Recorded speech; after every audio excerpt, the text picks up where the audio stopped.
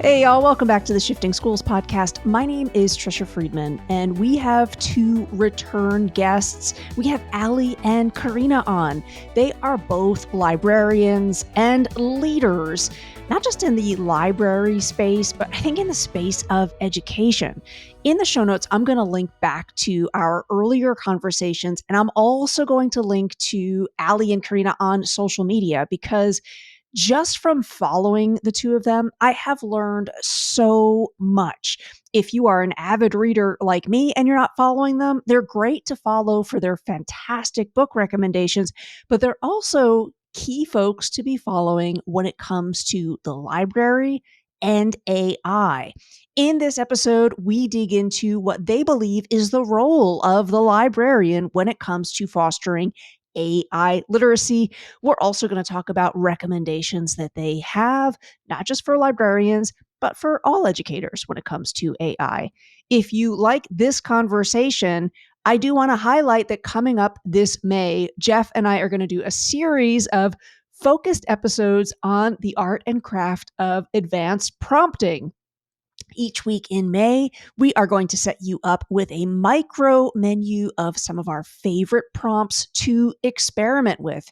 Each week, we'll have a different theme to encourage you and your colleagues to really get playful when it comes to AI literacy. You'll be able to download all of our free micro prompt menus from shiftingschools.com as well. So watch out for that coming up this May. Before we dig into our incredible conversation with these two phenomenal librarians, we've got a quick word from our show sponsor.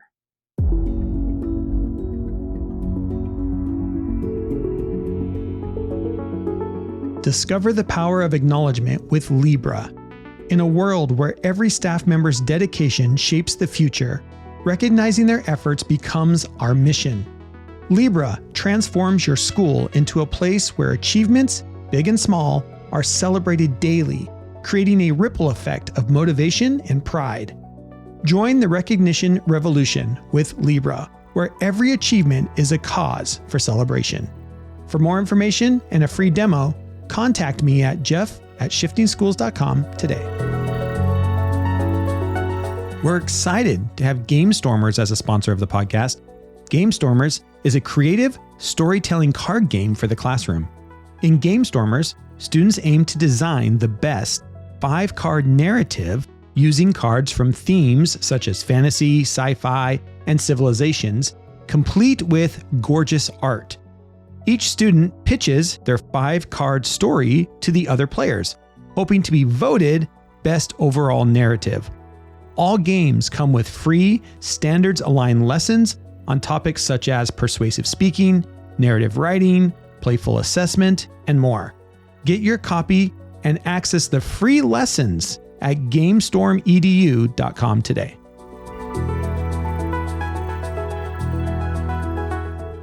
And now, with that, please welcome to the Shifting Schools podcast two of my absolutely favorite folks to follow online, Allie and Karina.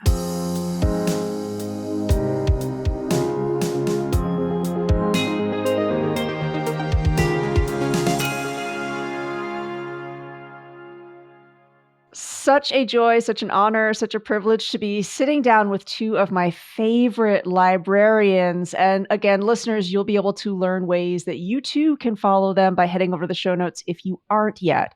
In part, I wanted to speak with you both because I see you as forces for librarianship in this new era of information literacy because of artificial intelligence. So I thought it would be really interesting actually to kick off our conversation by heading over to an AI-powered research tool called Consensus AI. And I asked Consensus AI, quote, do K-12 librarians need to understand AI literacy? And Consensus AI is great with yes or no questions. It will do like a big culling of research and it will try to either give you that yes or no if it can do. It didn't have enough research literature to answer definitively, but it did point me to some research that I'll link to in the show notes.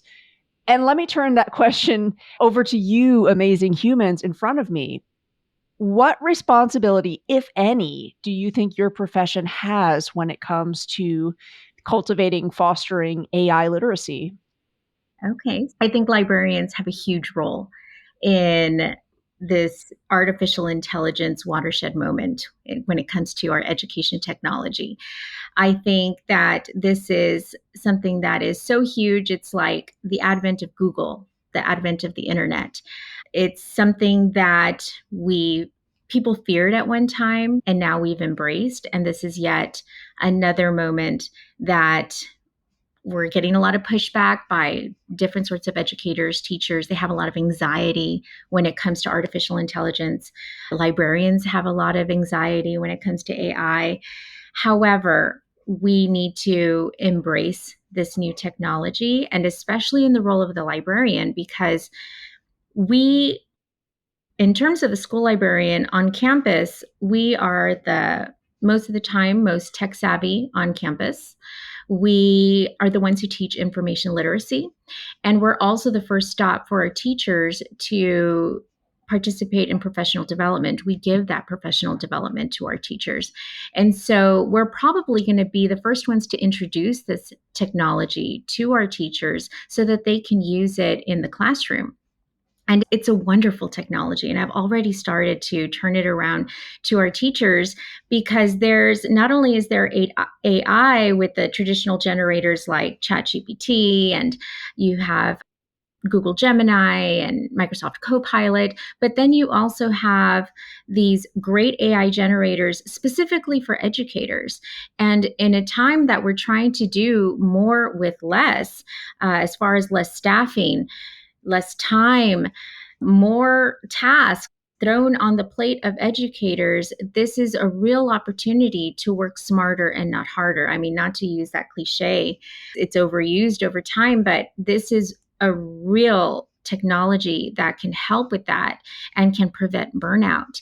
And so when I think of these wonderful generators, Diffit and Curipod and Magic School, all geared towards making educators' lives easier, librarians could be key in introducing that technology on campus. Well, that was beautifully said. Yes to all of that. I guess just to kind of add to what Ali was saying, I think we have a huge responsibility as well to curate a lot of the resources that are out there right now. One of the major obstacles that I'm facing with teachers is, like Ali mentioned, a lot of the teachers are overwhelmed. So even though there's multiple platforms for the teachers to use, they really aren't making the connection between the tool and its application and pedagogy. We want to use something that's going to be, yes, of course, feasible, but meaningful and impactful in what it is that they're teaching.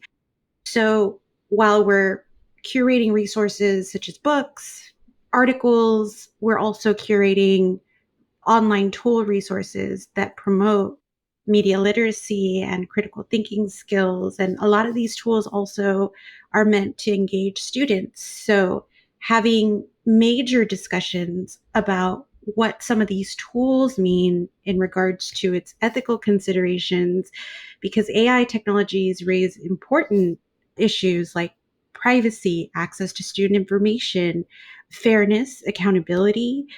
We're trying to facilitate these discussions to provide some sort of guidance on how to navigate these ethical dilemmas, quote unquote, in the context of AI, not just in its development, but how we deploy it, and also how we plan on advocating for AI policy in school districts. Not everyone has access to it just yet, because I think there's a lot of fear that surrounds, mainly because it's stemming from the unknown, right? We don't really understand what artificial intelligence necessarily means, because we know that it can be used beyond just ChatGPT, tools like that. Librarians play a major role in advocating for policies that promote transparency, accountability, just to ensure that these technologies are accessible and inclusive for everyone in the school community. And I love that you mentioned AI policy, because that goes hand in hand with whenever we hand a student a device policy and acceptable use policies when it comes to how they should behave on the internet. AI policy needs to go hand in hand. And then we need to think about things like FERPA and COPA. And we also need to teach the literacy part of AI, how AI terminology, the little pitfalls that you can fall into when it comes to AI hallucinating. You need to verify it for accuracy. You need to verify it for bias. Remember, they're feeding these generators information, and they could be coming from certain parts of the world, certain parts of the country. And so bias, no doubt, is going to be included in that information that's generated. So we have to, as librarians, I think it behooves us to teach that AI literacy to our teachers so that they don't fall for the hallucinations, because I've been there where I'm reading some of the information that comes out of ChatGPT and it's talking nonsense. And it happens, it's a real situation. And so for one who's just going into or dabbling in AI, they need to be aware of all of these things. And I think the librarian is the perfect person to do that. Yeah, because there's a huge impact, like potential impact. And I know because it's already happening for dissemination of inaccurate information. There's deep fakes. There's a lot of fabricated material out there. There are videos that my students are already showing me that they believe, and I have to tell them that's AI, right? And they'll ask me how I know. So I have to give them little tips and tricks with everything that we do to teach them how to spot a fake website, now teaching them how to spot a fake AI product. So it's very interesting because it's so deeply embedded in some of the tools that we use daily, Google Slides, Canva. And it's so easy to just drag and drop an AI generated image and have it circulate on the internet, and or somebody take credit for AI work. I mean, there's just so many, like I mentioned earlier, just ethical implications. And these aren't things that kids usually think about. But, since I teach middle school and Allie teaches high school, I think our kids are at a very impressionable age because eventually they're doing research, and we don't want them to just copy and paste what they get from some sort of language model and just not have any sort of thought behind it. We're still trying to teach them how to be independent thinkers. And although it's a great tool, it's not going to completely replace their own voice. Yeah, and I hear you talking about this, both of you talking about this from the student perspective. And I think, too, of the librarian's role in curating resources for the adults in your community, educators included, who I know plenty of folks my age or even older who have also been confused by synthetic media. There's a great new-ish book by Danigal Young White called Wrong, and it's all about conspiratorial thinking.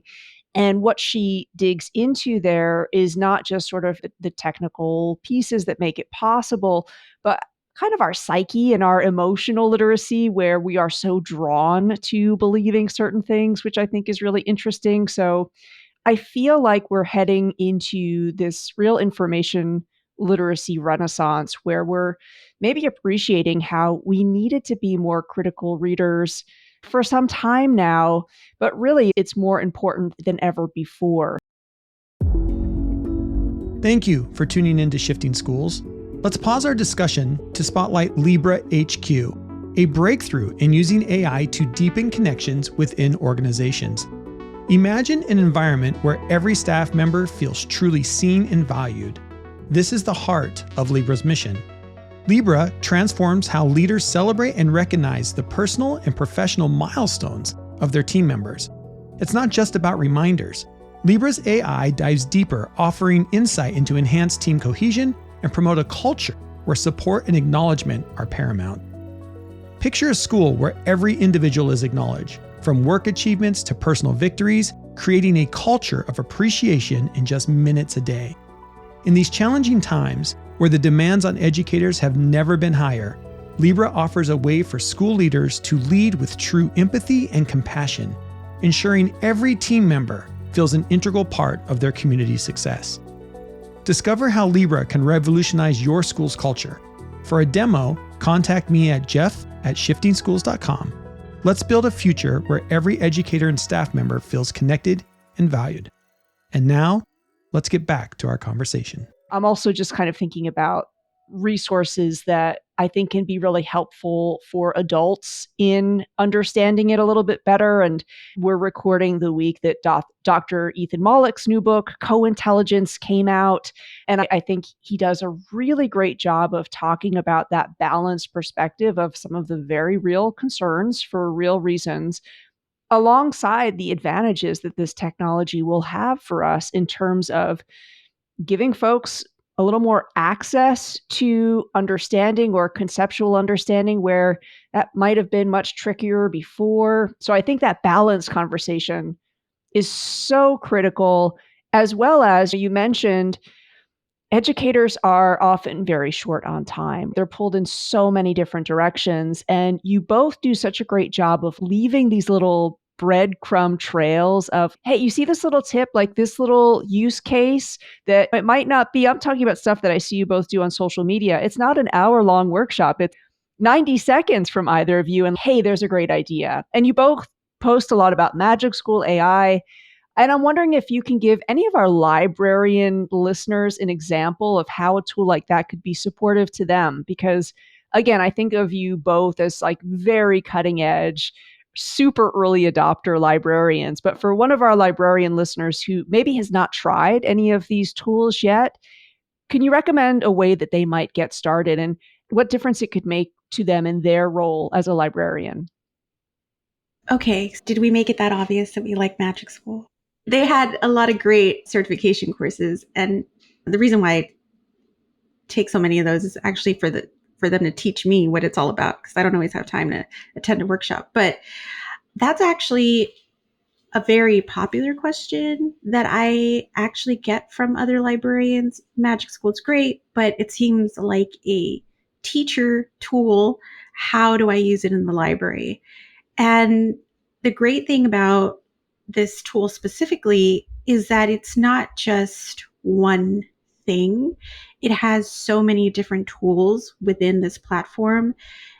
You can ask it to create YouTube video questions, which is something that I've used, especially since sometimes I like to play a video to kind of spark students' background knowledge, kind of get them thinking, but I don't want them just sitting there and watching it. I kind of want to ask these questions as they're viewing. So the great thing about this is that you can copy and paste the link and it'll generate questions for you. There's also one of the other things that I really liked is sometimes I have difficulty coming up with lessons specifically for 3 grade levels. I don't like to do the same thing for 6th, 7th, and 8th grade. I want to have the same topic, but not the exact same lesson. So they actually have something called project-based learning. And if you click on that tool, you just give it a topic or a title or a description of the project, whatever your thinking is. You can add additional details, be as specific as you want. You can even align it to certain standards. So I align them to our state standards, and you generate it and it'll give you a full project plan. So I'll do this specific because you can pick the grade level. So I'll make one specifically for 6th, 7th, and 8th. Boom, I'm done. So the time that I would have spent, oh gosh, probably 2 days just trying to figure it out and throwing it away because I hate my idea. And it's not necessarily, oh, okay, I'm going to take it as is, but it gives me an idea as to where to start, and then I tweak it, add my own flavor to things, I guess. And that's been really helpful this semester, actually, especially since they're in deep with state assessment reviews. So I also have to align it to that because I don't want teachers to think that their time in the library is wasted, which is often an argument. They can't take time out of class. Okay, well, come and we'll make sure to cover the TEKs that you were trying to target today. There's also Jeopardy review games, which is really cute. I love that. Choice boards. that you can align on the principles of universal design. And oh gosh, what else? Just so many things. There's quote of the days.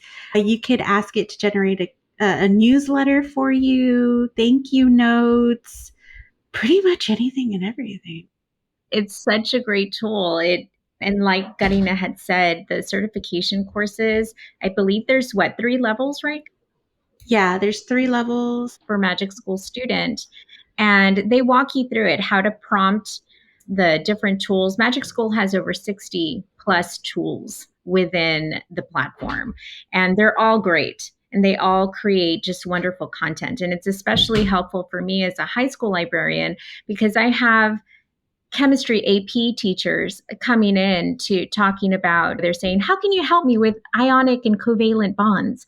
And I'm thinking to myself, I don't know. But of course, I have a smile on my face and I'm saying, how can I not help you? I mean, I have so many lessons. And here I go to Magic School. Content creation, I need something on ionic and covalent bonds, or for biology, something on mitosis and meiosis.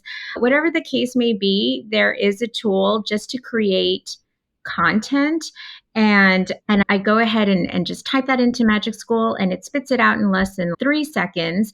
And then I can build on that by creating a multiple choice quiz based on the content that it created to me. And then it also has a chat bot that I can ask it, I don't understand, explain ionic bonds to me as if I have no idea what they are.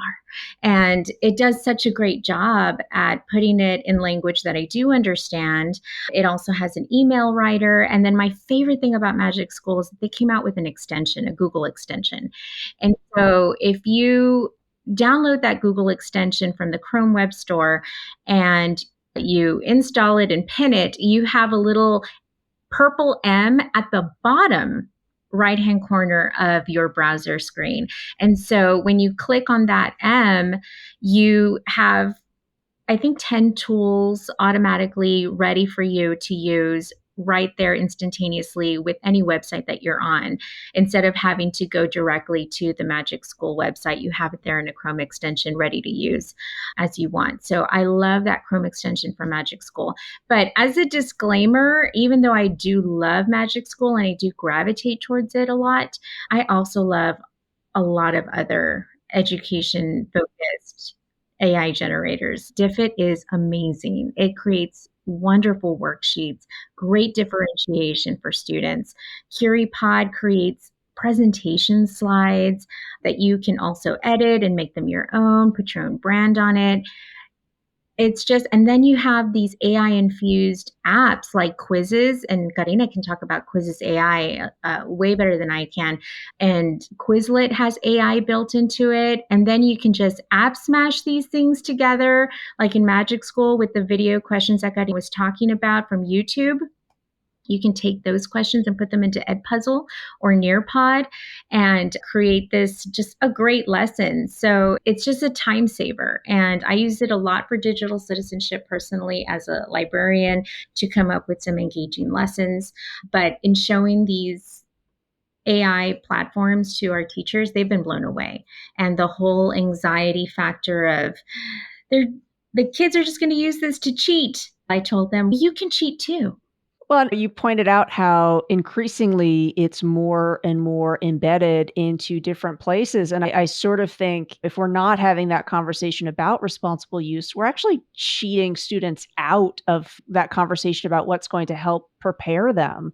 I love having, especially high school students, take a look at that college or university you applied to. Let's look and see what their LibGuide is for AI resources that they recommend and how many you recognize or don't recognize. But as both of you are talking about your experience with it, I think what really shines through for me is your willingness to experiment. And I think that's so crucial for us right now, is even just to try some really like weird potential use cases. I was getting an eye exam last weekend and they were saying, do you want to do some shopping for new glasses? And so my wife wasn't with me, so I feel like I couldn't be the responsible shopper on behalf of my own face. So what I did was I took out my phone. I've got ChatGPT on my phone. I took a picture of this big row of glasses and a picture of my face. And I said, based on my face, And the glasses that you see here, can you recommend your top 3 picks? Just to see what it would do. And it's really interesting to see what it will come up with. You mentioned asking it to explain a concept to you in a way that you can understand it.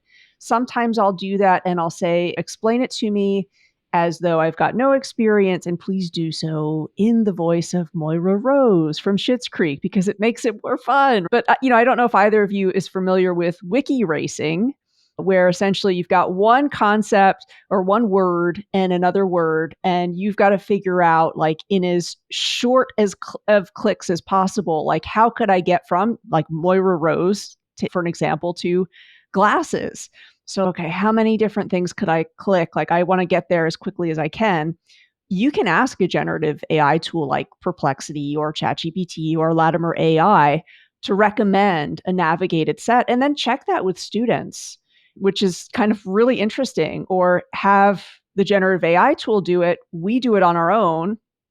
Who can get there quicker, kind of a thing. So I often encourage people, like, try the thing you haven't tried yet, just to see, like, where are the potential wow things that it might be able to help you with, and where are the, oh no, that's not going to be that useful. Let's talk about GameStorm EDU. Their educational card game, GameStormers, allows students to become game designers, writers, persuasive speakers, and most importantly, storytellers. During the game, each player assumes the role of an up-and-coming creator trying to make the next big game narrative.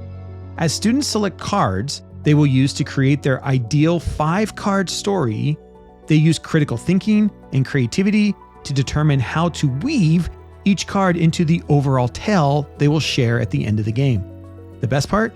Each student flexes their persuasive speaking muscles in pitching their idea to the judge for the round and the other players, hoping to win them over with their narrative. GameStormers works well for learners as young as 6 years old who use the game's beautiful art to tell their tale, while the mechanics are unique enough to appeal to high schoolers aiming to use the ideas generated to develop their own game designs.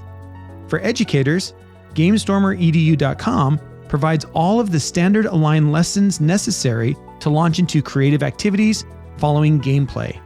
Lessons include topics such as the math of game design, learning vocabulary through gameplay learning, engaging in narrative writing, and more. Score your copy of GameStormers and access these free lessons at GameStormEDU.com today. I'd love to hear you both talk about that willingness to experiment. I know it's easy to say, sometimes harder to do. Do you have any words of encouragement for somebody who's listening and they're saying, okay, I hear you saying, take a risk with it, experiment. Do you have any advice for somebody who's saying, I still feel a little hesitant? One of the things that I really had to consider, because it's absolutely overwhelming, AI has just moved so quickly and there's so many tools. The first thing I did was, okay, I picked the top 5 tools that I kept hearing about at workshops, conferences, especially on social media. I researched them as something as simple as going to the website and looking at its user interface and design. If I wasn't feeling it because my brain couldn't register where all the different buttons and links go, I put it on the back burner and I went to the next one.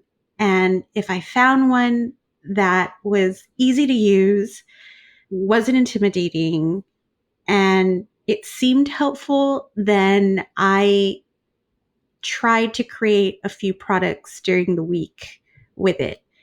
And that's why I like Magic School too, because it was very straight to the point. There wasn't so much jumping around, and there's AI tools that I strongly disliked, but I try to pick the ones that I know aren't overwhelming for me. Some people may not feel the same way I feel about certain tools, and that's okay. And I tell my teachers all the time, if I like, let's just say, I'm just throwing this out there, if I like Curipod and you don't, then you might like Diffit. If you don't like Diffit, then just stick with Canva. If you don't like Canva, then there's Magic School or there's CurePod or there's quizzes. I think what's so great about our role as librarians, library media specialists, whatever you want to call us, is at the end of the day, we're an instructional partner. We're not here to preach or to be brand specific or brand loyal to anyone or anything. We're just here to make sure that we are vetting resources responsibly because we know our teachers are running on fumes. There's high stakes testing, there's limited planning, much like Ali said earlier. And our job is to help them bridge time between what's productive, what's fluff, what's effective. And there are a lot of ifs surrounding AI in the classrooms. So our role is to research, try it out. I'm not going to preach about something if I haven't used it myself, and how it relates to their role. And most importantly, what's cost effective. We don't get a lot of funding, and what's reliable. And sometimes some of the tools they get, I don't know, a lot of airtime at trainings. Sometimes they won't make it past Kickstart funding. And it just depends. I really have to try multiple things and see which are clunky or limited in output, and allowing teachers to make those decisions for themselves and just kind of leading them in the right direction, in any direction, and just kind of help guiding them along the way.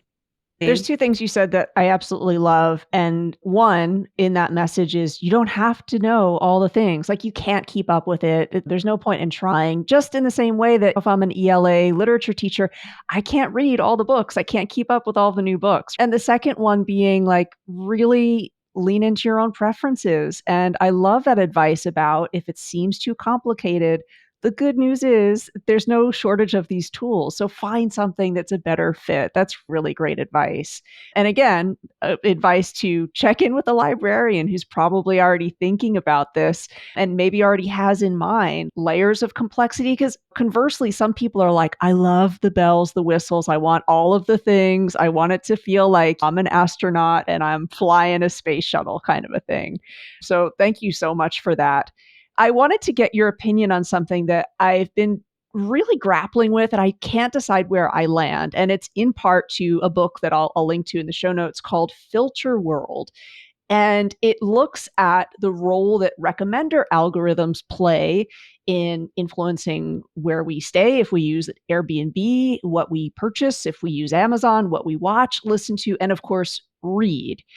When I chat with authors, a lot of them talk about this new pressure that's on them to be on TikTok, to try to be also leveraging social media to get the word out there about their book. And so I'm thinking a lot about recommender algorithms as a great entry point into talking about AI and folks who think AI doesn't show up in your day to day. If you're streaming Netflix, AI is deciding, like, or helping you decide what you might be watching. This interplay of social media algorithms, recommender algorithms, and how readers also get very excited about new books in new ways because of this technology. It's a complex issue for me. And I wonder how you both think or feel about social media shaping maybe the taste of what young readers who are coming to your library spaces are looking to read. What are your thoughts on kind of the influence that it gets to have in what's so important? You came to the right place. Ali is great at TikTok. Oh my gosh, you were talking about the authors feeling the pressure to be on TikTok. I feel the pressure as a librarian to be on TikTok. I do a lot of book recommendations through TikTok, but you're absolutely right. There has been a huge resurgence in the popularity of books, and it's a lot in part due to TikTok. Hashtag book talk is the particular hashtag that's just wild on that platform. And so I do have a lot of students coming into the library asking if I have a particular book because they heard about it on TikTok. Usually these TikTok influencers, it's what they like, and it could be a multitude of genres and age levels when it comes to the books that they're recommending. So it does take one, I'm thankful for the popularity that books have found on social media. You also have Bookstagram on Instagram. Facebook, I don't see a lot of book popularity. There's a lot of Facebook groups, but our kids aren't on Facebook, on Instagram, or TikTok. And books have found this huge popularity there, but the recommendations aren't always spot on in what a librarian would recommend to our students. So when they do come into the library and they're asking for such and such book, or if they have a list of them, do you have this one? Do you have that one? We do have to kind of guide them, provide them guidance when it comes to selecting appropriate books for their age, appropriate books for where they're at in life.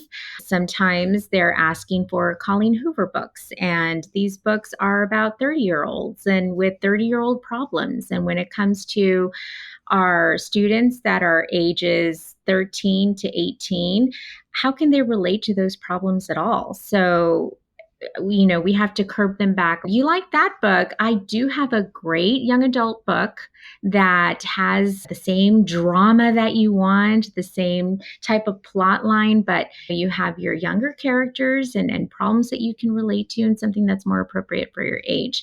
So I love that as librarians, we still have a huge part in providing them that guidance and those recommendations. And we try to read as much as we can through these YA books so that we can find the right book for the right student. And I am very grateful to these social media platforms that have really pushed the love of reading, leisure reading, reading for pleasure. We can always use as much help as we can get, but we do have to take over as educators when it comes to guiding our students. But I like it. I'm getting used to the idea of being on TikTok. I'm still trying to figure it out. There are other librarians they are experts at navigating that whole thing. Right now, I'm still dabbling and having fun with it and showing off my book displays, really basic levels.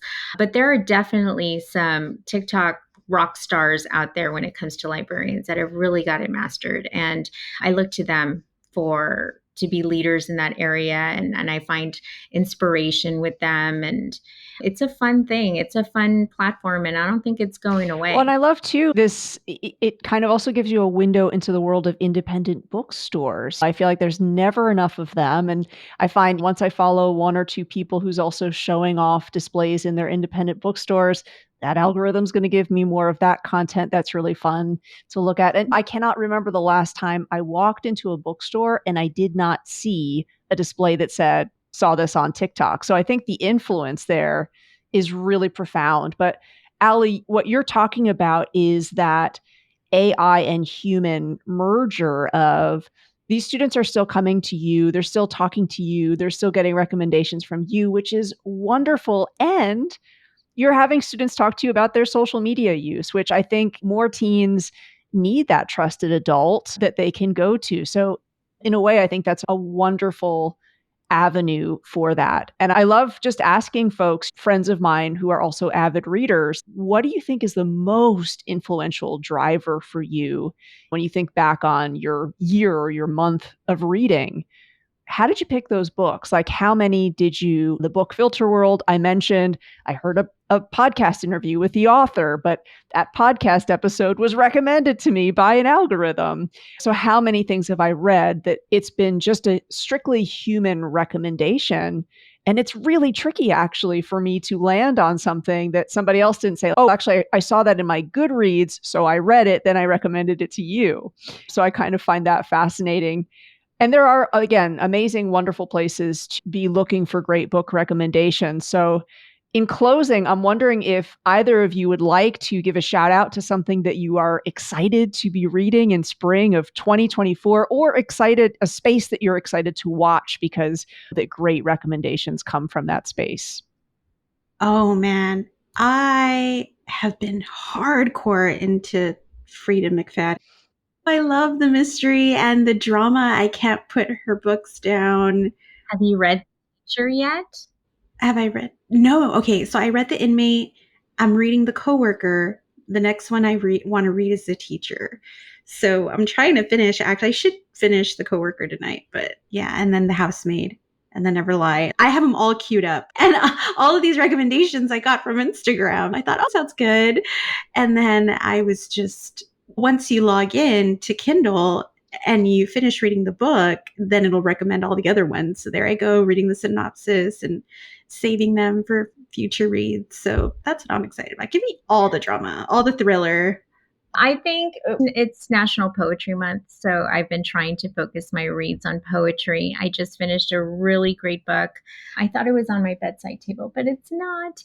It's called, darn it, Kin by Carol Weatherford, and it just won the Coretta Scott King Award. It was an honor book, and it's told in verse, and it's all about finding your roots, and it was just a beautiful book to read and about our American history and our history with slavery. And I think it's one of those YA books that's going to resonate with, it's going to be a big success in my library because I have a lot of poetry readers. And when it's a really impactful story like that, they just eat it up. So that's one that I'm really excited to recommend to my students. And I'm just on the search for more poetry books. Right now, I'm in a real poetry mood. So I love novels told in verse. Elizabeth Acevedo has great books that she's put out in verse. Jason Reynolds is a master of telling stories in verse.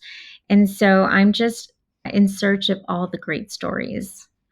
I want to read all the novels in verse. Listeners, I feel like there's a challenge there. In the show notes, you'll find ways that you can connect with Allie if you've got one to recommend it. And we would love to hear from listeners what else you are really looking for. Like spring, I just think is you can take a book outside. I get excited about that. Or I guess where y'all are, you can do that any time of the year. But where I am, it's still a few weeks before I can do that comfortably. I'd say any time except summer, right, Karina? Because it is 100-degree weather, 100-degree heat. Oh, yeah. So taking a book outside is almost impossible during the summer months, if that even makes any sense. But right now in spring, it's so breezy, it's crisp.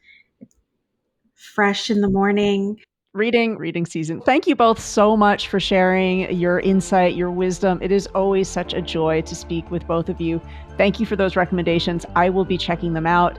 And again, folks, please, if you are not following these two incredible leaders on social media, you will thank me. You will profoundly thank me for doing that if you're not already doing so. Very sweet. Thank you.